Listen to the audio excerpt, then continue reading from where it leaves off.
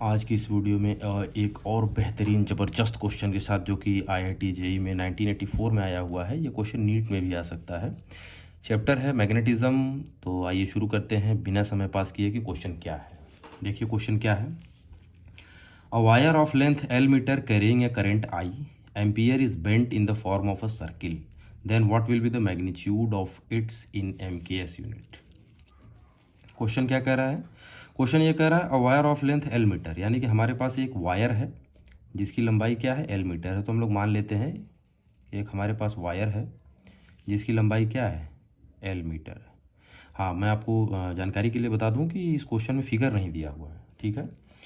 तो सॉल्यूशन आप लिखेंगे कैसे, बहुत ज़्यादा चीज़ लिखने की ज़रूरत नहीं है, क्योंकि आप अगर डायरेक्ट आंसर इसका कर सकते हैं, क्योंकि बहुत ही शॉर्ट क्वेश्चन है। इस तरीके के क्वेश्चन आपके जब आप प्रैक्टिस करने लगेंगे IIT जेईई क्वेश्चन, तो इस तरीके के क्वेश्चन का आंसर आप डायरेक्ट आप तुरंत टिक कर देंगे कि क्या होगा, तुरंत पहुंच जाएंगे वहां तक। उतना आपका माइंड ब्रॉड लेवल पे पहुंच जाएगा, उतना आपके माइंड का डेवलपमेंट हो जाएगा। तो बहरहाल आइए देखते हैं क्या question. Let L be the length of wire which bends into a circle according to question. मैंने यहाँ A/Q लिख दिया, यानी कि ये क्वेश्चन में हमें दिया हुआ है कि हमारे पास कोई एक वायर है जिसकी लंबाई क्या है, L मीटर है। ये कह रहे हैं कि इस वायर को किस में तब्दील कर दिया गया है, बेंट इनटू अ सर्किल, जिसे एक सर्किल में तब्दील कर दिया गया है। तो ये कह रहे हैं कि जब इस वायर को सर्किल में तब्दील कर दिया गया है और इस सर्कुलर वायर में जो करंट I फ्लो हो रहा है, तो आप जानते हैं कि अगर आपके पास कोई एक वायर हो, यानी सर्कुलर वायर हो, तो ये आपको एक सरफेस एरिया इस तरीके का देगा। क्लोज्ड सरफेस यहाँ आपको मिल रहा है, क्लोज्ड फिगर। और जैसे ही क्लोज्ड फिगर मिलता है तो आपको बताया गया होगा कि अगर उसमें करंट फ्लो करता है, तो जैसे ही वहाँ करंट फ्लो करेगा क्लोज्ड फिगर में, वहाँ पे आपको मैग्नेटिक मोमेंट मिल जाएगा। क्या मिल जाएगा, मैग्नेटिक मोमेंट मिल जाएगा। तो ये कह रहे हैं कि what will be the magnitude of it's magnetic moment, what will be the magnitude of magnetic, छूट गया था इसमें, मोमेंट। ठीक, तो मैग्नेटिक मोमेंट का हमें क्या बताना है, मैग्नीट्यूड बताना है। तो आइए शुरू करते हैं। देखिए मान लेते हैं कि ये जो सर्किल हमने नया बनाया हुआ है, इसका जो रेडियस है वो क्या है, R। ये हम लोग मान लेते हैं, ठीक। इसमें हमें लग नहीं रहा है कि कोई दिक्कत होगी। और इस सर्कुलर वायर में जो करंट फ्लो हो रहा है वो हमें क्वेश्चन में दिया हुआ है, जो कि I है। क्या है, I है। तो लिख देंगे if R is the radius of the circle. तब अब इस केस में देखिए, अगर इसका रेडियस R है तो इसका सरकमफरेंस क्या होगा, यानी कि इस पूरे सर्कुलर वायर का जो सरकमफरेंस होगा वो क्या होगा, 2πr होगा।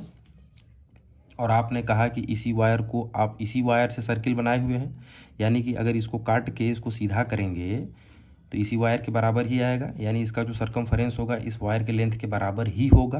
तो हम लोग कह सकते हैं कि इसका जो सरकमफरेंस होगा इसके लेंथ के बराबर होगा, चूँकि ये जो सर्किल है इसी वायर से बना हुआ है। तो 2πr इज इक्वल टू क्या हो जाएगा, L हो जाएगा। अब देखिए यहाँ क्या है, R है, तो R इज इक्वल टू यहाँ L है, और 2π इधर लेफ्ट में है, तो 2π क्या हो गया, नीचे हो गया, यानी कि लेफ्ट से राइट में भेज दिए।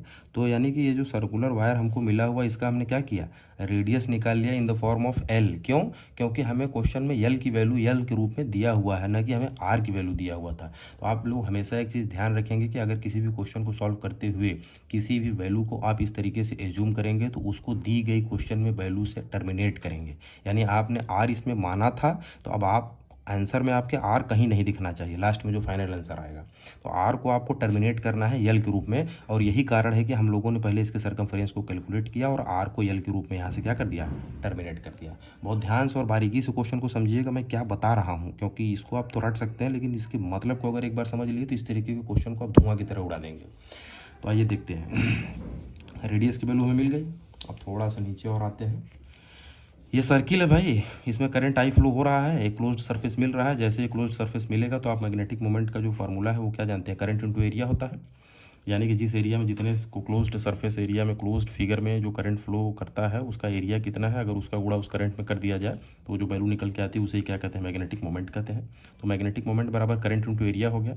करंट हमारा I है और एरिया क्या है, πr स्क्वायर है। क्या है, πr स्क्वायर है। तो देखिए अब चूंकि अब πr स्क्वायर कहाँ से आ गया भाई, हम लोग जानते हैं कि area of the circle class 7 से 6 से ही हमें पता है कि πr स्क्वायर के बराबर होता है। तो एरिया की जगह हमने πr स्क्वायर पुट कर दिया। यहाँ I है तो I कर दिए, यहाँ पाई है तो पाई पुट कर दिए और रेडियस की वैल्यू हम लोगों ने यहाँ पे क्वेश्चन नंबर 1 में कैलकुलेट कर रखा है कि आर की वैल्यू L/2 पाई होती है। तो यहाँ आर की जगह L/2 पाई पुट करेंगे तो देखिए L/2 पाई, यहाँ होल स्क्वायर है आर का, तो यहाँ होल स्क्वायर हो गया पूरे मेंबर का। यहाँ आई था देखिए तो यहाँ आई लिख दिए, यहाँ पाई था तो पाई लिख दिए, और यल का स्क्वायर करेंगे तो यल स्क्वायर, 2 पाई का स्क्वायर करेंगे तो 2 का स्क्वायर 4, पाई का स्क्वायर पाई स्क्वायर। अब देखिए यहाँ यम है तो यहाँ यम लिख देंगे। अब देखिए यहाँ आई है तो यहाँ आई लिख देंगे, यहाँ यल स्क्वायर है तो यहाँ यल स्क्वायर लिख देंगे, एक पाई से ये पाई कट गया, यहाँ 4 पाई है तो 4 पाई हो जाएगा। तो यम बराबर L स्क्वायर आई बाई 4 पाई, यानी यम बराबर L स्क्वायर आई बाई 4 पाई। तो मैग्नेटिक मोमेंट की वैल्यू क्या होगी भाई? मैग्नेटिक मोमेंट की वैल्यू क्या होगी? यम बराबर L स्क्वायर आई बाई 4 पाई। तो इस तरीके से ऐसे क्वेश्चन को आप सॉल्व करेंगे और हम उम्मीद करते हैं कि आप लोगों को ये क्वेश्चन बहुत अच्छी तरीके से समझ में आया होगा। और अगर वीडियो अच्छा लगा हो तो इसको लाइक भी कर दीजिए और अपने दोस्तों को कह दीजिए कि लाइक कर दें और सब्सक्राइब भी कर लीजिए। तब तक के लिए थैंक यू, और हम लोग अगले वीडियो में एक और बेहतरीन तरीके के क्वेश्चन के साथ मिलेंगे जो कि IIT JEE में आया हुआ होगा। तब तक के लिए बाय।